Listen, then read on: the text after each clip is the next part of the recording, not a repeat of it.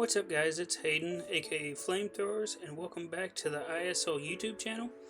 This video will be running through all of the awards that we will be giving out for this tournament, what the current award races look like after week 1, and then we will also be releasing the week 2 schedule. First, we have the King's Rock Award. This is our overall MVP of the World Cup, and it will go to the Pokemon with the highest differential. Our current leaders for the King's Rock are all tied at +6, and they're between Frostmoth of the MK Rhydons, Glacier of the Houston Slash, and Magearna of the Royal Regieleki. As we get farther into the tournament, the tiebreaker will come down to which mon does the most damage throughout the tournament. Second, we have the Expert Belt Award. This will go to the offensive MVP, and it will go to the Pokemon with the highest average damage dealt per hit, while also being in the top 10 for amount of hits for the tournament. This is so a mon that pops off in the group stage but misses the knockout stage doesn't win the offensive MVP award over a mon that made it deeper into the tournament. Also keep in mind that these numbers are for average and total damage are from total percentage of HP, not from the exact HP number, and that's because we do all of our battles on Pokemon Showdown. Our current leaders start with a bit of a surprise. At first, we have Leafeon of the Lafayette Litwick. It has done an average of 74 out of a possible 100 damage in its 5 hits this season. Second is Chandelure of the Los Angeles Lucarios with a 62.8 average over 9 hits. Then third we have Magearna of the Royal Regieleki with an average of 50.4 over 10 hits. Third we have the Rocky Helmet Award, and this will go to our defensive MVP. This works exactly like the Expert Belt Award, but we are looking for the lowest average damage taken across the top 10 mons who have taken hits. Our current leaders, Glacier of the Houston Slash, taking only 13.6 average over 7 hits. Second, we have Stakataka of Multiscale, who has taken a 16.4 average over 5 hits. And third, we have Togedemaru of Doom Desire with a 16.7 average over 6 hits. Fourth, we have the Muscle Band Award, which will be given to the low tier MVP, C tier mon or lower. This is just like the overall MVP, as it will be given to the mon with the best differential. We have a couple of mons vying for both the King's Rock and the Muscle Band after week 1. Frostmoth of the MK Rhydons and Glacier of the Houston Slash are both currently +6, with Chandelure of the Los Angeles Lucarios close behind at +5. Up next we have a couple of awards that I haven't seen in any league before.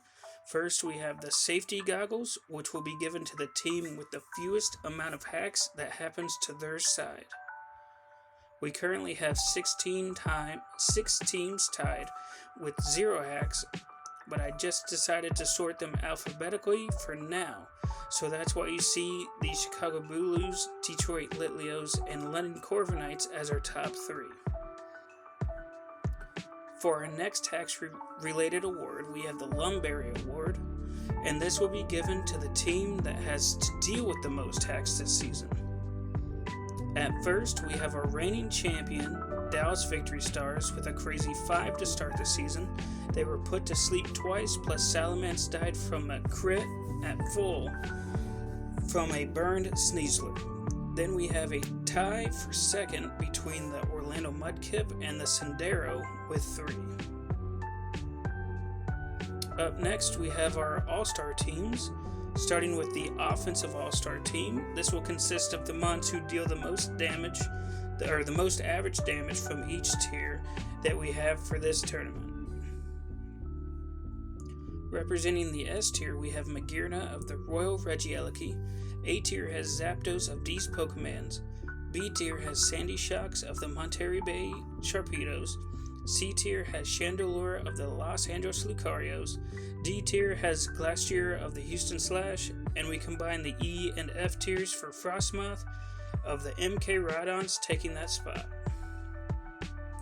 For our last award, we have the Defensive All-Star Team through Week 1. Same rules for the Rocky Helmet Award apply for the All-Defensive Team.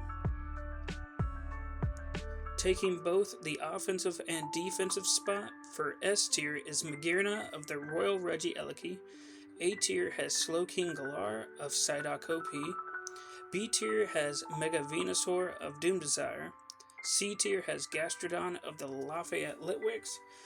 We have another mon representing both the offensive and defensive spot, this time for D tier, and Glastier of the Houston Slash.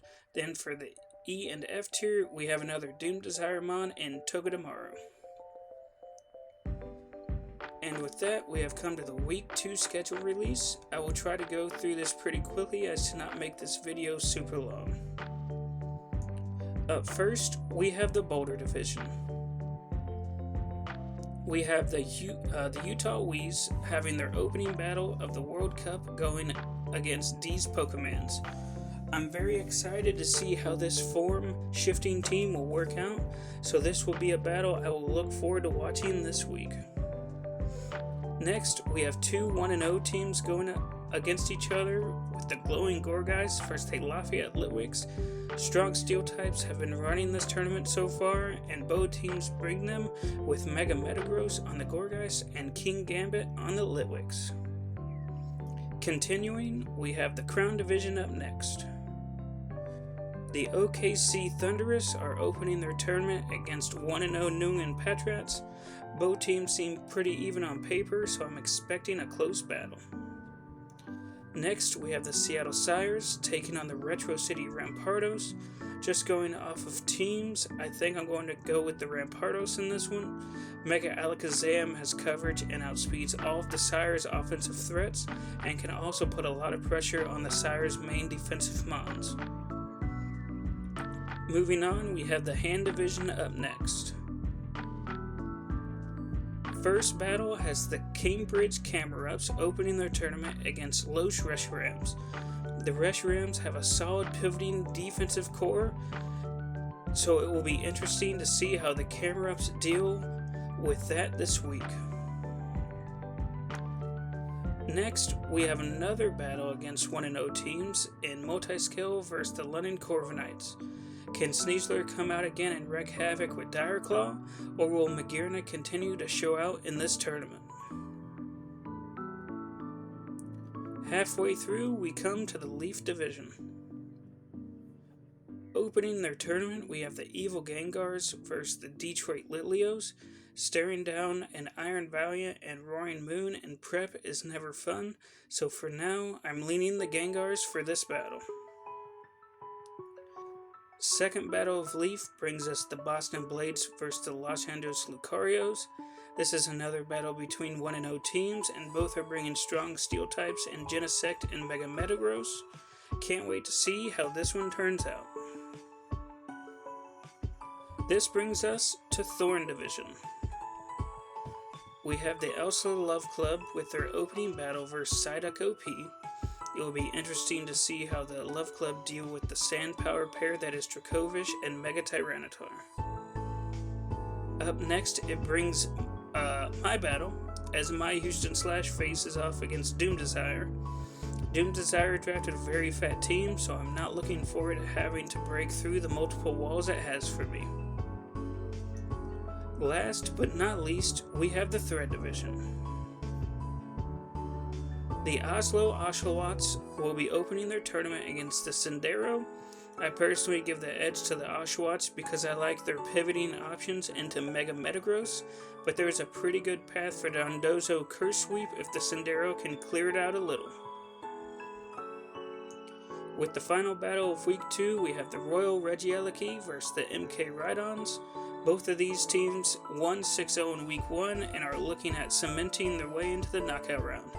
Will we see yet another Magirna sweep, or will the Ride-Ons quiver dance all over the Regieleki to continue their winning ways?